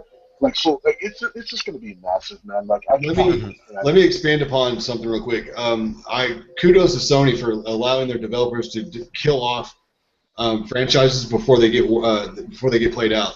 I think that's quite brilliant. I'm not taking shots at Microsoft, but I am. I think that's brilliant. I mean, you're going to end Uncharted on a high note. You're not going to let it get worn out. I think they're teeter-tottering depending on how they announce God of War 4, 5, whatever the fuck it's on. They need, you know what I'm saying, like that. Sony allows their developers to do what they see, or do what they see best fit. I clap my hands to them because I think that's brilliant. I really like that. And at a point where it could totally flop, like games like Until Dawn, like they threw that out there, like okay, who's gonna buy this? Who's gonna play this? This is for a niche audience of people who like thriller things like that. We've never seen any game like that where you're playing with like. You know what I'm saying? Like, we've never seen anything like that. And it could have fell flat on his face. Same thing with 1886 fell on his face. You know what I'm saying? No matter how, how good the game was graphically and everything, like, some people just didn't like it, So we're getting Sony'd out over here now. I'm just saying, though, it's time for new IPs, though. Like, it's time fresh, innovative IPs, especially from some of the developers that you know and love already. Wouldn't it be exciting to see what they're able to do now? You know what I'm saying? With Sony bend mindset. Ryan, what's your take, man? What are you looking forward to? So I'm in a couple positions. For my first one, I'm just gonna say it so we break it up a little bit. I'm looking forward to Crackdown. Oh, thank you. Cool. Thank you. I like the franchise. It's not like my favorite franchise of all time. I mean, it's kind of like, for me, I just have to be in the mood for it. But what really intrigues me about the new one is the technology that they're using. Right. I think that could open up doors for a lot of different games and platforms and stuff. Yep. So I'm looking forward to that. And then on the PlayStation side, Horizon Uncharted, whatever, given. So what I'm actually looking forward to there outside of those is the Ratchet and Clank game, because that's one of my favorite franchise or IPs from Sony. So I'm looking forward to just getting back in that. And then also on a new front, I'm looking forward to the Tomorrow Children. I think it's a really interesting concept. Yep. Looking forward to There's actually a trying sign up for the beta if it's still up. Is there? Oh, crap. Yeah. Martin, what are you looking forward to, homie? I'm saying Quantum Break. Yeah. Yep. And then for PlayStation, Uncharted 4, which will probably make me buy a PlayStation 4. So. Hey, come on, brother. That's why I bought my PS4, to be honest. Come on. We need knowing you that over was here. coming out. Yep. We need you over here. Now, hey, look, I came to your side. I'm half green, half blue now. You got to be the same. He's blue-green. Give me the games, I'll be on there, you know. That's awesome. I can't wait. That's exciting for me. Is anything else that you have? What's your sleeper hit for next year? For you? I'm not too sure, to be honest. What's coming out? I can't even. Gears of War, Quantum Break, Scalebound. Yeah, Scalebound's going to be cool. Yeah. looks interesting. Crackdown. Halo Wars, Crackdown. Yo, Halo Wars, what the hell? There's that. Neverwinter or whatever. There's another one that. Cuphead. I like the look of Cuphead. Cuphead. Yeah. Pirates game made by Rare with the pirates in it. Oh yeah. Oh, Or whatever. we'll see about that one. Fable. No. Free to play, man. It's free. Come on. No. And that's gonna be one of the first games that's actually like really cross play with the PC community. So you know what I'm saying? That's where we're really gonna see Microsoft stretch their legs out and try to make it like one ecosystem. You know? Yeah. So that's gonna be interesting. I'll go into it. So obviously, Quantum Break. They said that it's a platformer in the same way that Uncharted and Tomb Raider is, that they haven't shown off yet, which is really intriguing to me. Supposedly, it's supposed to have a multiplayer that's pretty deep. Pretty excited about that. So the Quantum Break, obviously, on the Microsoft side, that's why I got the console. I'm curious to see what changes they make to Gears 4, if any. All the rest of the games coming out, I just need to see more on it, Crackdown and stuff. I'm intrigued, but I need to see more because I didn't like the first two. On the Sony side, there's like 75 games I want coming out, so I don't want to go into all of them, but like you have Shadow of Colossus sequel, right? Which is The Last Guardian, which a lot of people make fun of, but if you make fun of it, then that means you hadn't played Shadow of Colossus, and I challenge you to play Shadow of Colossus and not say it's one of the best games you've ever played, and that's why that game will not fail, and it will be fucking amazing, and shut up. Obviously Horizon, Uncharted 4, those go without saying. Detroit looks freaking amazing. Attack on Titan looks amazing. Neo looks amazing. They have a plethora of games coming out next year for Sony that, like, honestly, I need to have a donate button. Look here, guys. Let's get to the welfare side of things. Like, I'm trying to start my own company right now. Things are tough. Too many games coming out. I want to continue this podcast, but I'm broke. Mama's not happy. When Mama's not happy, nobody's happy. Donate button right here so I can afford all the amazing games coming out next year. Should have both warned us about sides. this. Put some sad music. Yeah. His power tier is coming down. Next year is going to be one of the greatest years in gaming history for me. I feel like having both sides at the same time. I've never owned competitive platforms at the same time ever outside of like old school days. Not even PS3, 360? No, it was either or. I never had both at the same time. Like back in Nintendo and Sega days, I did, but not like now. You know what I mean? It's always been Sony for years, and then Xbox, and then okay. I guess I had the OG Xbox and a PS2 at one point, but either way, like in modern times, I've only had one or the other. But now that I have both, next year is going to be ridiculous trying to juggle family, work, and gaming. It's going to be a nightmare. Yeah, because the consoles finally have enough time to have these new games and great games coming out. It's been enough years. Then you got to throw into the mix Nintendo. You got to throw into the mix DirectX 12, really, stretching its legs finally. It's going to be real interesting. That's what I'm saying. 2016 is the year for the gamer. I mean, if you're not playing games nowadays, shout out to my dad. You suck. That gaming, and my brother who sold his PS4 because he felt like it was affecting his life. Don't be a quitter. You know what I mean? Like, I can't wait. 2016 is going to be an amazing year.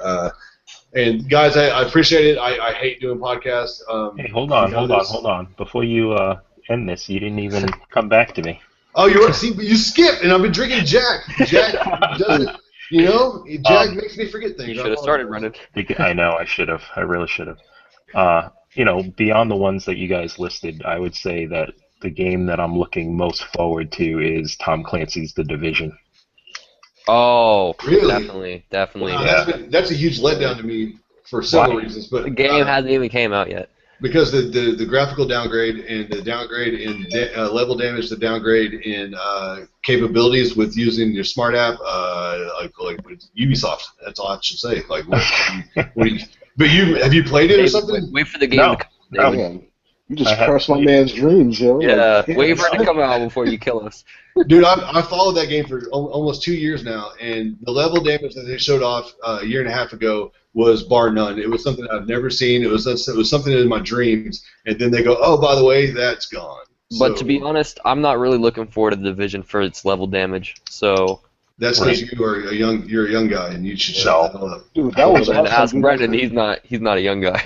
The way that he was like shooting up the cop car and it was deflating the tires and shooting up the mirrors and stuff like that. Like that's it's gone. Like it's there. Like parts of it are there, but like the way I don't know if y'all seen it, but there was a video that came out a year and a half ago that was like an hour and 15 minutes long, if I remember right.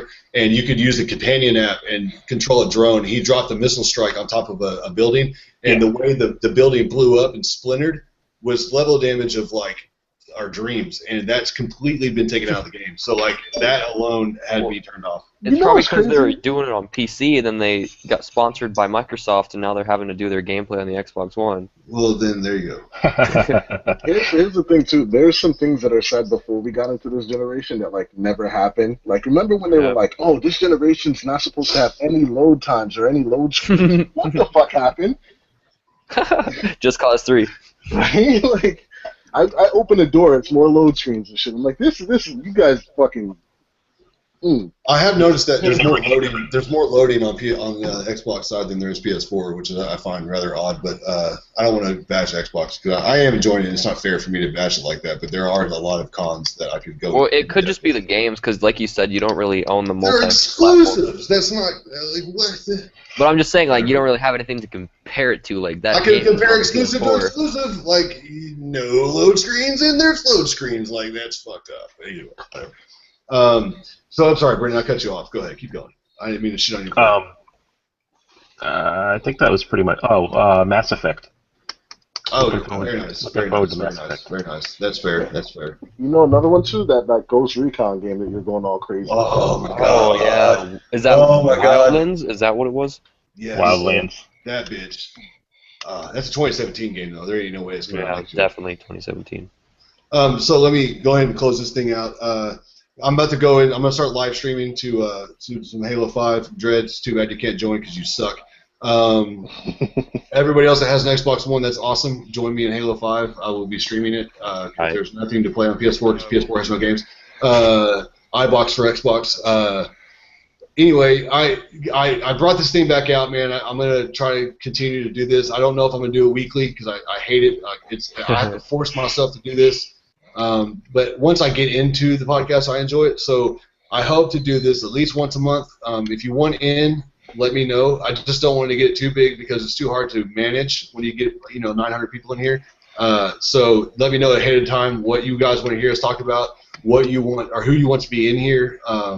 Hopefully I can get Jack moved in. Shout out to my buddy Doss, Network Gaming. He will for sure be on the next one in Baltimore. I mean, you said you weren't invited. You're being a dick right now. You know you have an open invitation. Tony the Tigga, you're an asshole. I'm trying to think anybody else that was crying. No, so I'm going to try to do this at least once a month because I think if you do this weekly, it gets kind of monotonous and boring. Yeah.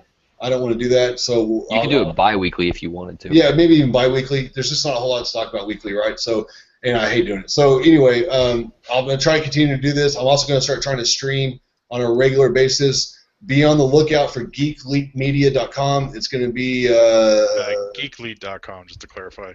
Oh, I thought you threw media in there at some point. I'm so funny. I had to because somebody else took my name and I was pissed about it. Son of a bitch! You're ruining my closing. Sorry.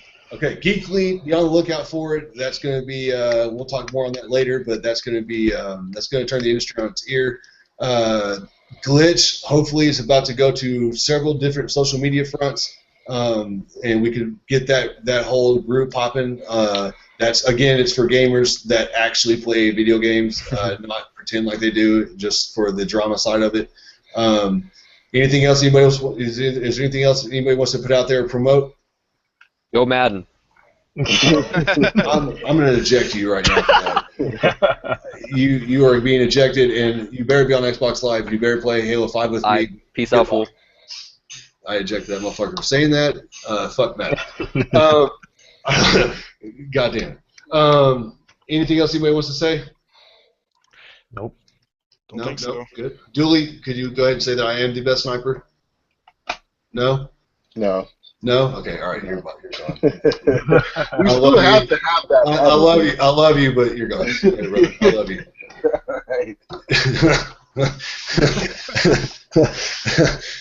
Martin, hopefully I'll see you on Halo 5 in a little bit, buddy. I'm glad that we finally get to play together because we've been talking on social media for a year now, and it's been great playing with you last night, so hopefully I'll see you here in a little bit. Yeah, man. Cool. All right, man, I'll let you. Cool. Geekly, you about to get on that Xbox Live or what? Yeah, I'll be on with you. All right, cool. Holler at you. Brendan, when you get an Xbox One, brother? I don't know, man. I don't know. You better give me a good answer. Hey, Jake, it's hot right now, man. It is hot. You better get an Xbox One soon, brother. Come on now. You're a gamer. Come on. I know. You know you want the corn break. I never thought I'd hear the day where I'm hearing you telling people to buy an Xbox, man. I told you. That's because y'all don't listen. I said from day one, I am a gamer and I go where the experiences are. Y'all just said, oh, he's a Sony pony. No, I was waiting for the right opportunity, and the right opportunity was free. So there you go. Well, there you go. Free is for me. Yeah. Yeah. Craigslist, by the way, guys, if you want an Xbox One, you can get one for like $120. It's like 8 games on Craigslist nationwide. Check it out. All right, man. It's been fun. This is podcast number 4, Clash of Clans, and tune in. I'll keep everybody up to date. We will have a number 5 for sure, most likely in 2 weeks. See you then. Thanks. I'm out.